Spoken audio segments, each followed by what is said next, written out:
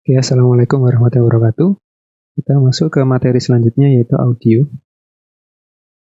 Oke, apa itu audio, sound atau suara ya? Sound adalah gelombang yang diciptakan yang terjadi dari benda yang bergetar.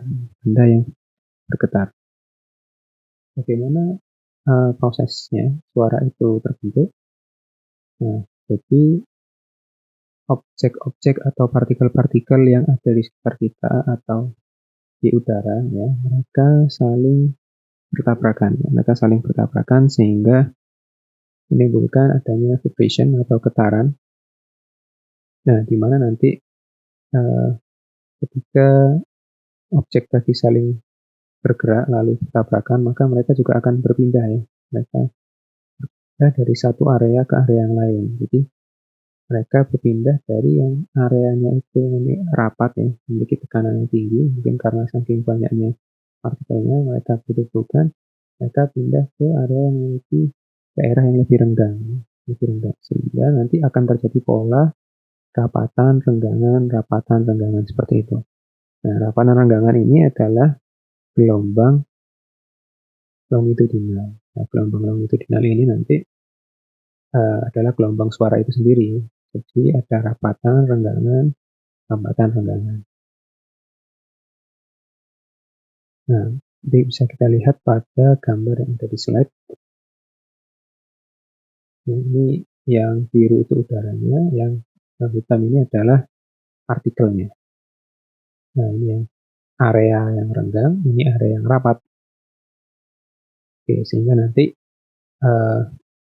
suara itu sendiri ada bermacam-macam ya. Kalau kita lihat dari gelombangnya, mungkin ada suara yang rendah, suara yang tinggi, tergantung dari frekuensi ya, tergantung dari amplitudo.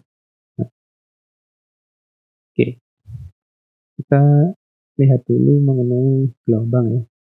Ada amplitudo ya, ini jarak terjauh atau jarak tertinggi dari perpindahan partikel dari titik seimbangnya, titik equilibriumnya. Jadi kalau kita lihat di gambar ini ada bukit. Nah, bukitnya ini amplitudonya. Ya, lalu ada lembah. Ya.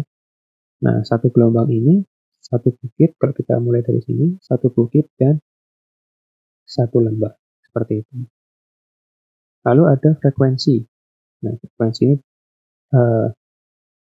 juga mempengaruhi perbedaan suara ya. Jadi frekuensi itu berapa banyak getaran atau gelombang dalam satu satuan waktu atau dalam second. Nah, bagaimana mengukur intensitas suara? Intensitas suara ini satuannya desibel atau dB. Intensitas suara ini seberapa kencang ya suara itu terhadap suara atau intensitas standar atau thresholdnya. Jadi relatif rasio terhadap standar intensity. Nah, intensitas standar suara ini adalah 10 pangkat minus 12 watt per meter persegi. Nah, rumusnya 10 dikali log I per I0. I ini intensitas suaranya. I0 ini thresholdnya ya. Threshold atau minimum sound intensity-nya. Ya. Minimum sound intensity ini yaitu suara yang didengarkan pada frekuensi 1 kHz oleh young person atau orang yang masih muda gitu ya, yang masih bagus pendengarannya pada kondisi yang terbaik. Jadi 10 pangkat minus 12 watt per meter persegi. Sebagai contoh, ini soalnya contohnya misalnya seperti ini. Ada suara dengan intensitas 100 kali lebih kencang daripada threshold. Berarti I-nya itu 100 dikali threshold. Thresholdnya berapa? 10 pangkat minus 12. Nah, nanti kita tulis rumusnya. 10 kali log 100 kali, ya 100 kali lebih kencang dari 10 pangkat min 12 per I0-nya 10 pangkat min 12. Sehingga jadinya log 100, 10 kali log 100. Log 100 itu 2, 10 kali 2, 20 desibel. Jadi 20 desibel.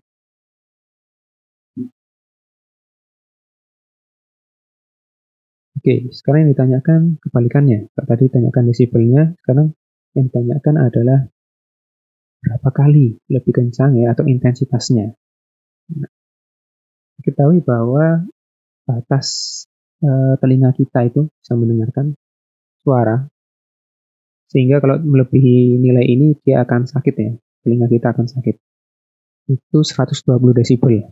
Nah, jadi telinga kita itu kalau sudah melebihi 120 pasti akan mengalami mungkin kesakitan gitu ya untuk mendengarkan suara tersebut. Yang ditanya dalam satuan watt per meter ya, berapa kali lebih kencang. Oke, kita masukkan desibelnya 120 sama dengan 10 kali log I yang ditanyakan per I0, 10 pangkat min 12. 120-nya dibagi dulu sama 10 ya. 10 sehingga dapatkan 12 sama dengan log I per I0. I0-nya kita udah tahu, 10 pangkat min 12 ya. Nah, log I per 10 pangkat min 12 ini yang I-nya berapa? Sehingga hasilnya itu 12. Nah, kalau hasilnya 12 berarti di dalam log-nya ini berarti kan harusnya 10 pangkat 12 ya. Nah, 10 pangkat 12 itu berarti log-nya bisa kita hilangkan sama dengan I per I0 ya.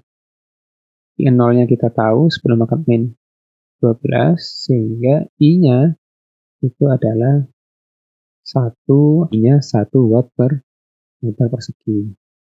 Atau kalau kita kita jadikan berapa kali dari 0, I0, maka jawabannya adalah 10 pangkat 12 kali ya. 10 pangkat 12 kali dari I0. 10 pangkat 12 kali dari I0. Kalau kita jadikan watt per meter persegi, maka kita kalikan dengan 10 pangkat 12-nya, kita kalikan dengan 10 pangkat min 12, jadinya 1 ya. 1 watt per meter persegi. Oke, proses digitalisasi suara ini hampir sama dengan image kemarin. Intinya ada dua angka ya, yaitu sampling dan kuantisasi. Jadi suara ini kan gelombang analog ya, sinyal analog. Sinyal analog tadi ketika akan diproses untuk dikenali komputer maka harus digitalisasi. Caranya seperti apa? Yaitu dengan sampling dan kuantisasi.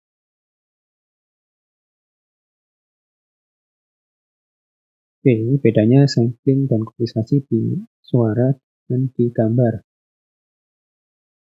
Nah, kalau di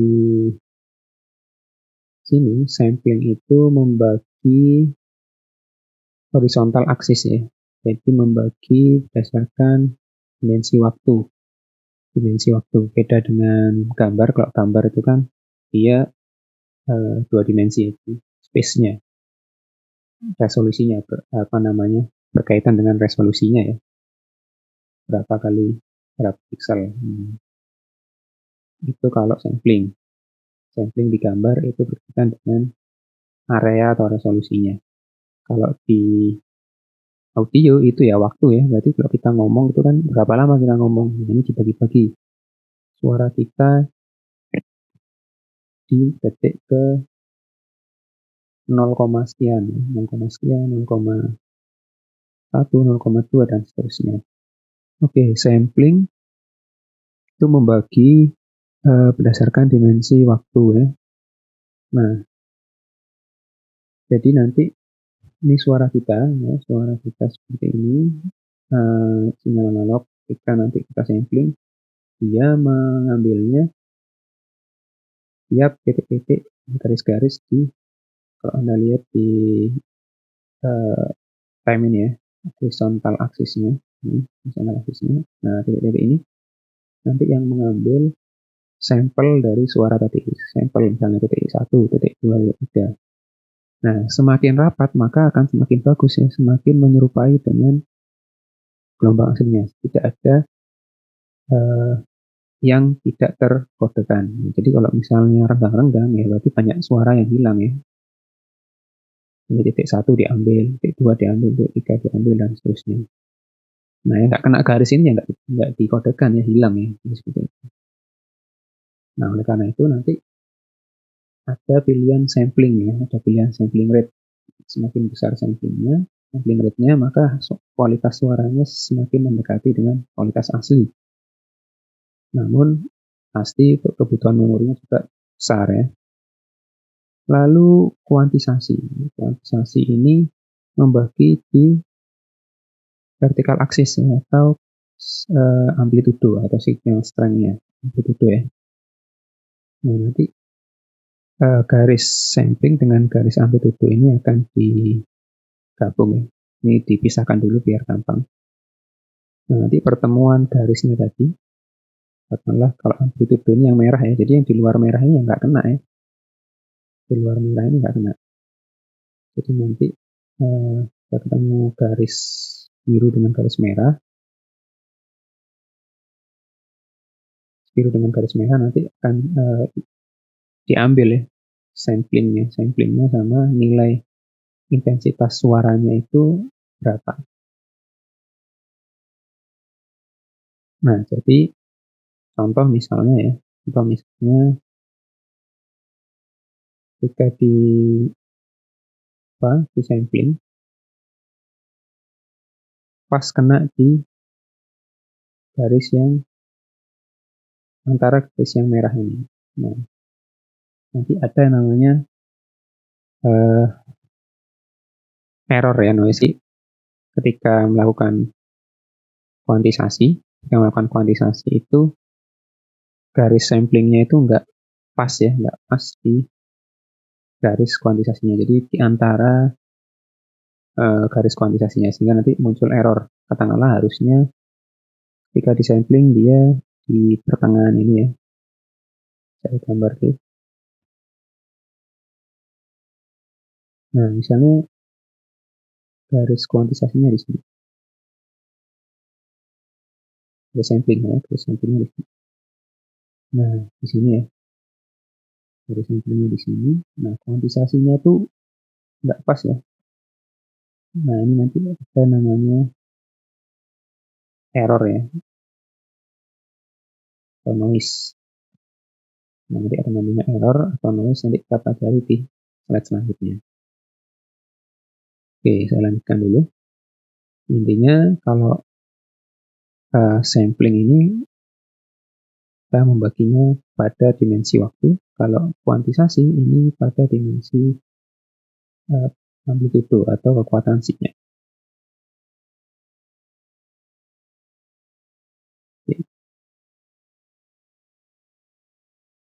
Apa itu sampling rate ya? Sampling rate ini atau sampling frekuensi, jumlah sampling yang diambil, dalam satu satuan waktu.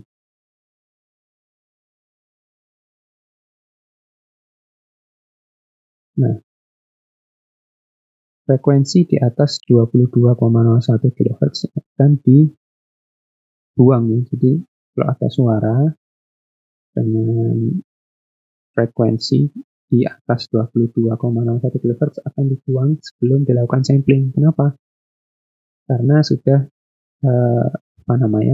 tidak terdengar ya, istilahnya sudah tidak terdengar oleh telinga kita atau terlalu tinggi suaranya ya. Nah, untuk mengambil nilai sampling rate, jadi untuk memilih nilai sampling rate yang terbaik itu minimal adalah 2 kali dari frekuensi tertinggi suara tersebut. Misalnya suara tadi memiliki macam-macam ya. Suara itu kan satu sumber suara bisa naik turun frekuensinya. Katakanlah frekuensi paling tingginya 10 kHz, maka sampling rate-nya itu minimal 2 kalinya, jadi 20 kHz. Nah, suara manusia itu kalau kita ngomong bisa mencapai sekitar 4 kHz. 4 kHz. Sehingga kalau kita melakukan sampling terhadap suara manusia, maka kita minimal gunakan 8 kHz 2 kalinya. 2 kalinya atau 8.000 sampel per second. Jadi 8 kHz itu 8.000 sampel per second. Sampling rate-nya 8.000 sampel per second.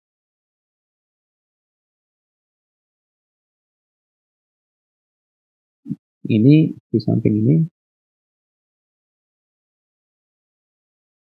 kualitas, ya misalnya kita ingin membuat rekaman, maka kalau kita ingin membuat kualitasnya CD quality, maka kita gunakan 44,1 kHz. Ini kita lanjutkan. Kuantisasi ya, kuantisasi ini adalah sebenarnya juga proses sampling namun di dimensi amplitudo. Tadi yang membagi di dimensi amplitudo. Nah, kuantisasi ini umumnya menggunakan 8 bit atau 16 bit ya. Kalau 8 bit ini ada 256 level ya, 2 pangkat 8. Sementara 16 bit itu membagi menjadi 65.536 level.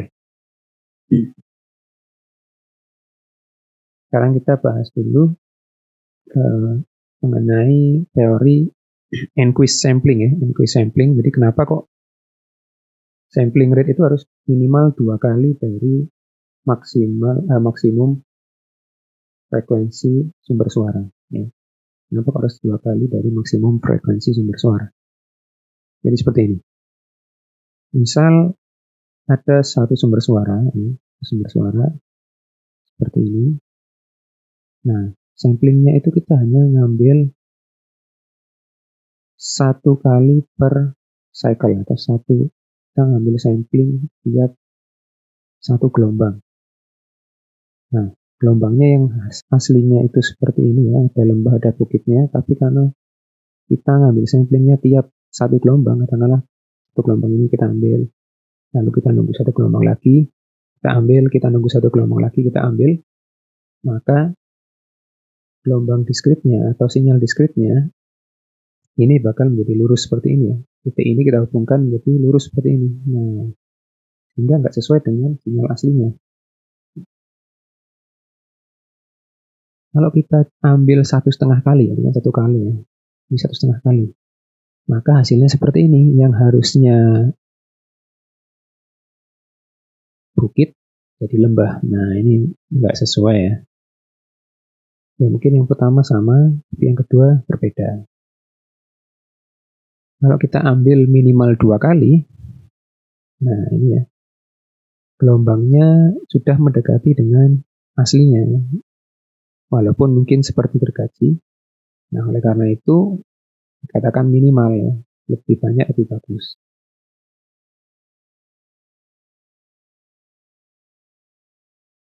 Nah, dari teorema ini, jadi kalau kita ingin melakukan digitalisasi pada suara 4000 Hz, maka kita minimal membutuhkan 8000 sampel per detik.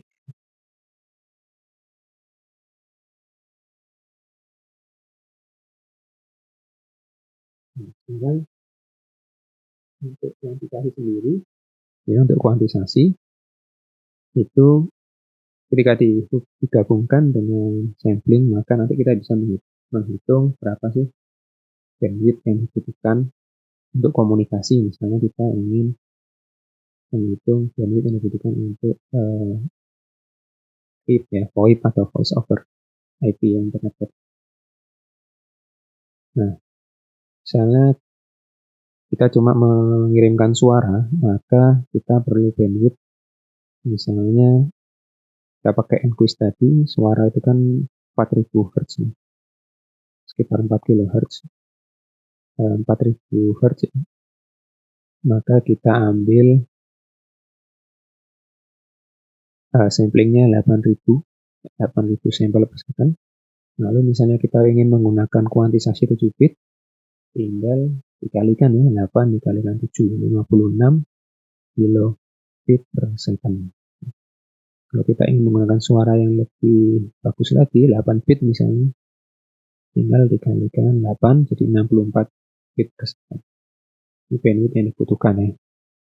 Jadi kalau kita masih ingat telepon zaman dulu itu, atau ya yang digunakan untuk internet, kecepatannya ya 56 kbps, 64 kbps ya.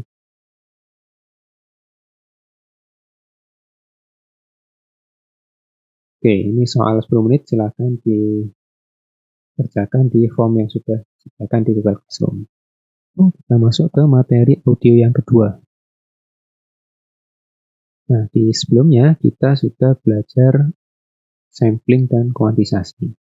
Nah, di kuantisasi ini ada yang dinamakan dengan kuantisasi interval. Kita lihat rumusnya ya. Itu Q atau kuantisasi interval itu adalah 2V max per 2 pangkat N. Nah, V-nya ini, V max-nya ini adalah maksimum positif dan negatif sinyal amplitudo. Sementara N-nya adalah jumlah bit yang kita gunakan. Bit kuantisasi yang kita gunakan.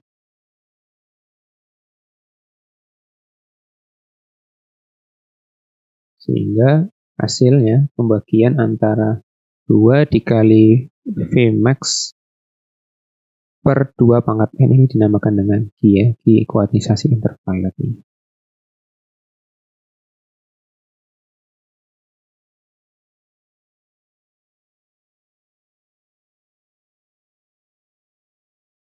Nah, jadi misalnya kita punya suara mau kita kuantisasi 8 bits dengan amplitudonya 1000. Maka rumusnya tinggal 2 kali 1000 per 2 pangkat 8. Ya. Seperti itu. Nah, selanjutnya ada signal to quantization noise ratio. Nah, ini yang saya pernah ceritakan di slide sebelumnya. Jadi kalau pas kita sudah sampling, lalu kita kuantisasi, pas tidak di sinyal aslinya itu tidak tepat di garis kuantisasinya. Maka nanti akan ada yang dinamakan dengan noise ya, dinamakan dengan noise. Nah, cara ngitung ya kita hitung dulu, kita ketahui dulu apa itu signal to kuantisasi noise ratio.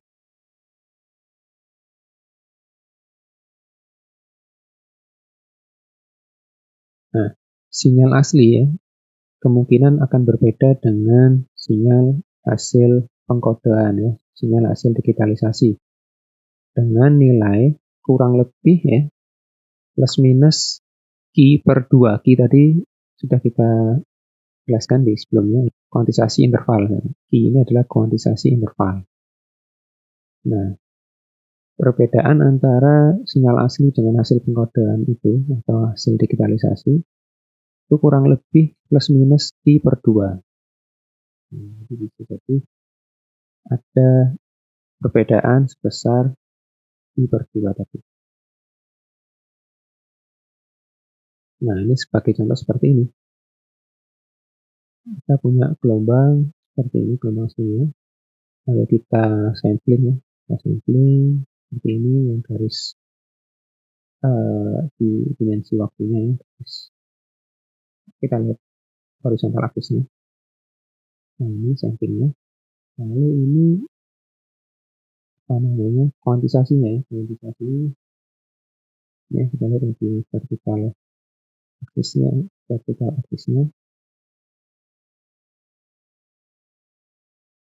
Nah, kalau kita lihat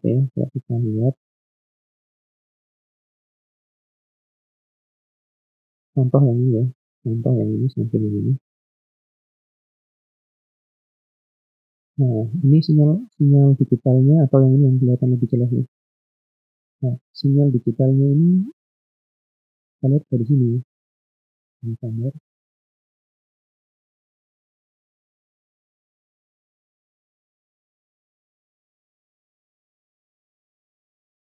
Dari sini ya. Nah, padahal sinyal aslinya di sini. Sehingga akan ada perbedaan tadi. Perbedaannya itu ada sekitar Q per 2 sampai dengan plus Q per 2. Min Q per 2 sampai dengan Q per 2. Kita bisa lihat di gambar yang lebih jelas ya. Ini misalnya virtual amplitudonya ada di sini misalnya.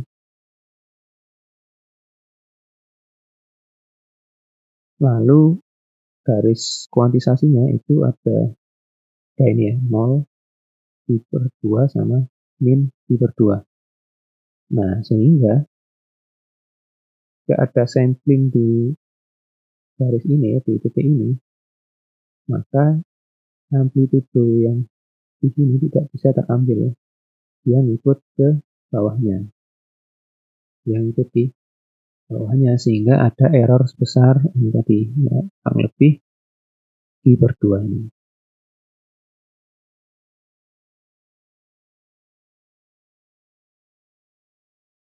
Nah, untuk mengurangi error tadi, ada beberapa metode ya, yang namanya linear dan non-linear kuantisasi. Jadi, bedanya untuk linear kuantisasi, itu stepnya, langkah kuantisasinya itu sama ya, langkah atau pembagi garis-garis pembaginya itu jaraknya sama. Sementara untuk yang non-linear, itu jaraknya beda-beda ya, disesuaikan dengan amplitudonya. Nah, seperti apa disesuaikannya? Nah, kita lihat contoh di slide selanjutnya. Nah, kita lihat yang di sebelah kiri ini kuantisasi yang linear ya, kuantisasi yang linear, jaraknya sama. Nah, yang non-linear itu jaraknya lebih rapat pada area yang amplitudonya rendah ya, pada area yang memiliki amplitudo rendah. Kita lihat ilustrasinya. Misal ada sinyal yang kuat. Nah, ketika ada sinyal yang kuat, maka kalau kita lakukan kuantisasi dengan kuantisasi non-linear dan kuantisasi linear, maka hasilnya sama-sama bagus ya. Untuk sinyal yang kuat, ada kuantisasi linear. Ini kuantisasi linear, hasilnya cukup bagus, sama dengan sinyal aslinya. Jadi juga yang non-linear ya. Dan bahkan pada area yang amplitudo rendah pun,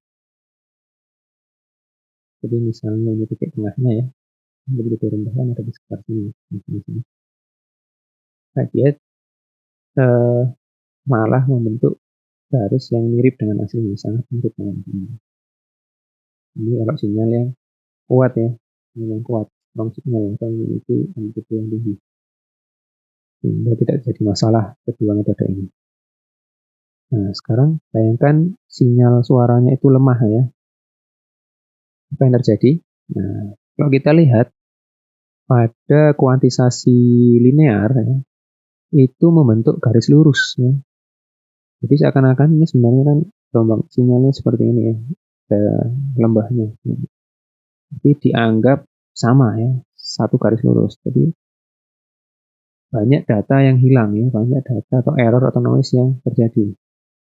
Sementara pada nonlinear itu karena di daerah yang amplitudonya rendah memiliki jumlah kuantisasi level yang lebih banyak atau lebih rapat, maka dia bisa lebih membentuk sinyal yang mirip dengan aslinya. Nah, sehingga ini fungsi dari nonlinear kuantisasi. Jika ada atau mungkin banyak suara yang memiliki sinyal atau amplitudo yang rendah, gunakan nonlinear kuantisasi.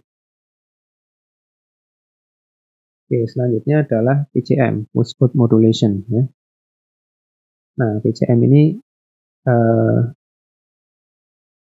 di prosesnya ketika suara itu diambil, sinyal suara ini dilakukan sampling, menghasilkan pulse pulse ya, pulse pulse seperti ini. Ya.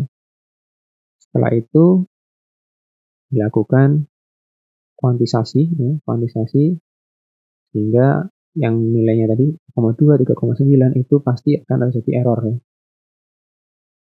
Tidak terambil karena mungkin kuantisasinya yang tidak rapat ya, sehingga nilai yang terambil oleh kuantisasi adalah nilai 3, 4 ya, dan seterusnya. Nah, BCM ini hasil dari sampling plus kuantisasi sehingga menghasilkan kode seperti ini tadi ya.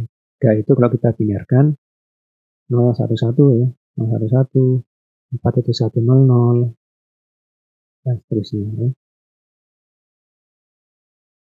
Nah, BCM out sendiri nanti ini ya diurutkan seperti ini, 011, 100, seterusnya. Ini hasil pengkodean digital ya, suara digitalnya.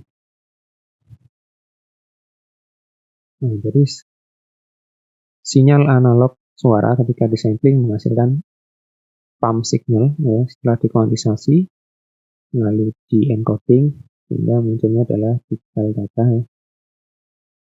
Hasil PCM-nya tadi.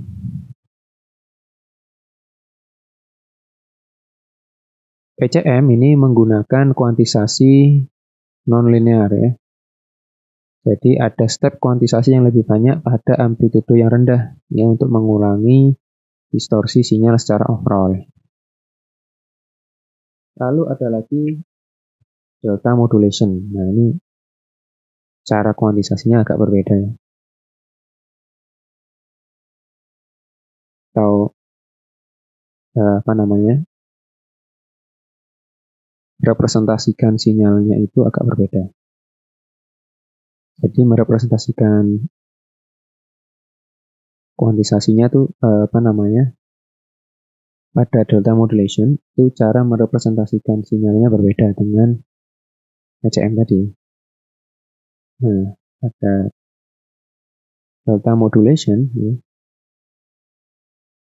jadi menggunakan bit 1 ini untuk merepresentasikan kenaikan level, bit 0 untuk merepresentasikan turunnya level ya. Level tegangan maksudnya. Jadi output dari delta modulation ini bit tunggal. Kita lihat contohnya seperti ini ya. Nah, sinyal aslinya misalnya seperti ini. Lihat garis ini.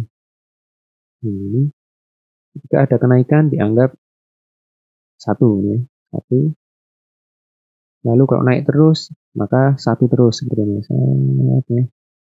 Nah, turun maka dia berubah jadi 0.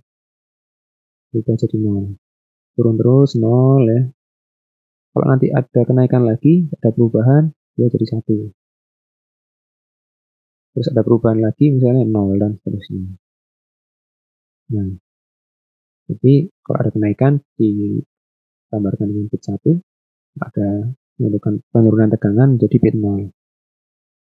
Sehingga nanti hasil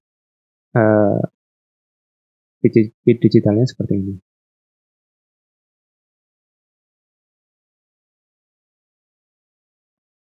Sekarang kita menghitung kebutuhan memori space dari suara ya. Misalnya kita melakukan encodean secara digital, kita butuh berapa sih kapasitas hard disk kita misalnya. Kalau yang kemarin sinyal image, kita sudah bisa menghitungnya ya dari resolusi dikali dengan intensitasnya. Misalnya 640 kali 480. Lalu menggunakan 8 bit, berarti ya tinggal 640 kali 480 dikalikan 8 bit, ya, dapat memorinya. Untuk audio, ini bukan resolusi ya, tapi menggunakan waktu ya. Sudah ya, menggunakan waktu. Dan tergantung dengan sampling rate, juga sama kedalaman atau bitnya, kuantisasi yang digunakan. Misalnya, berapa banyak memori yang dibutuhkan untuk menyimpan rekaman audio selama 5 menit menggunakan 2 channel dan 16 bit per sampel. Oke. Katakanlah kita menggunakan sampling ya sekitar 11.000 ya, 11.000 Hz atau 11.000 sampel per detik. Rekamannya 5 menit. Kita carikan detik dikalikan 60 ya. 5 dikalikan 60 kali 11.000, itu 3.300.000 sampel. Dikalikan dengan bit kuantisasinya menggunakan 16 bit. Berarti 52.800.000 bit ya. Atau kalau kita jadikan megabyte di 6.6295 megabyte, 6.600.000 byte. Ya. Kalau stereo, ya stereo tinggal dikalikan 2 masing-masing channel ya. Jadi 12,6 megabyte. Kalau kita naikkan samplingnya menjadi 44.100, tinggal dikalikan 5 kali 60 kali 44.100, sehingga hasilnya nanti kalau stereo 50 mega. Nah, kalau kita lihat kita punya file atau kita punya CD audio, kita cek satu lagu itu kira-kira ya sekitar 50 mega ini ya. Ya, ini bisa dicek ya Pak, misalnya CD audio. Bukan MP3 ya, beda. Kalau MP3 itu sudah ada kompresinya, itu bisa lebih kecil.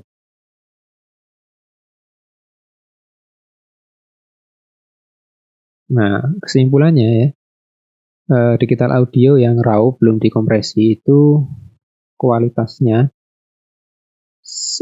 makin besar sampling, itu kualitas suaranya semakin bagus, dan makin banyak jumlah bit yang digunakan ya, kuantisasi bit yang digunakan, maka juga akan semakin baik kualitasnya. Namun kebutuhan memorinya juga akan besar ya, linear ya. Untuk audio file format, untuk yang uncompressed tadi ada PCM, ada scope modulation, ada WAV. WAV ini sebenarnya PCM ya, PCM yang dibungkus demikian rupa sehingga dia itu cocok untuk digunakan di sistem operasi Windows ya. Jadi biar cocok digunakan pada sistem Windows. Sebenarnya isinya ya PCM ya. Lalu ada yang kompres, ini MP3. Nanti kita pelajari MP3 itu intinya dia sudah terkompres dengan memanfaatkan pendengaran kita ya. Kalau kemarin itu kita belajar image, ada JPEG, itu juga memanfaatkan kemampuan mata ya. Dia menghilangkan data-data yang gambar-gambar yang tidak detail. Nah, pada suara ini juga sama. Telinga kita ini memiliki kesensitifan yang jadi ada suara yang tidak terlalu sensitif, misalnya terlalu besar, di luar dari range pendengaran kita, atau mungkin kurang dari range pendengaran kita, maka data-data tadi akan dihilangkan ya. Percuma ya, misalnya kita punya suara musik atau suara, atau mungkin ya suara apapun itu yang frekuensinya di luar dari range pendengaran kita. Nah, suara di luar dari range pendengaran kita itu akan dihilangkan. Range pendengaran kita itu memiliki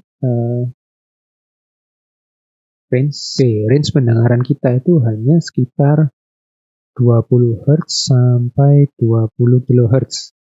Ya, 20 Hz sampai dengan 20 kHz. Nah, sehingga yang di luar rentang tadi itu akan dihilangkan ya, percuma ya kalau kita kita digitalisasikan juga nggak akan terdengar ya, dengar pun mungkin nggak jelas seperti itu. Lalu ada AAC, ini juga perkembangan dari MP3 ya, digunakan di YouTube, Android dan seterusnya. Untuk yang Lucy, lalu ada yang lossless, ini ada file AC. Nah, Lucy dan lossless itu secara umum saya jelaskan. Lucy itu ketika dilakukan kompresi akan ada data yang hilang, seperti MP3 tadi. Memang pasti ada data yang dihapuskan ya, misalnya suara-suara yang tadi tidak di luar dari range pendengaran kita. Untuk yang lossless itu sangat sedikit sekali atau hampir tidak ada sama sekali data yang dihilangkan. Salah satu contohnya adalah FLAC ini. FLAC ini bisa mengkompres sekitar 60% tanpa kehilangan satu bit data pun. Nah, ini ya. Lalu ada ALAC, ini Apple ya. Kalau FLAC tadi free, ini Apple ya. ALAC. Oke, lalu ada MIDI. Kalau MIDI sendiri ini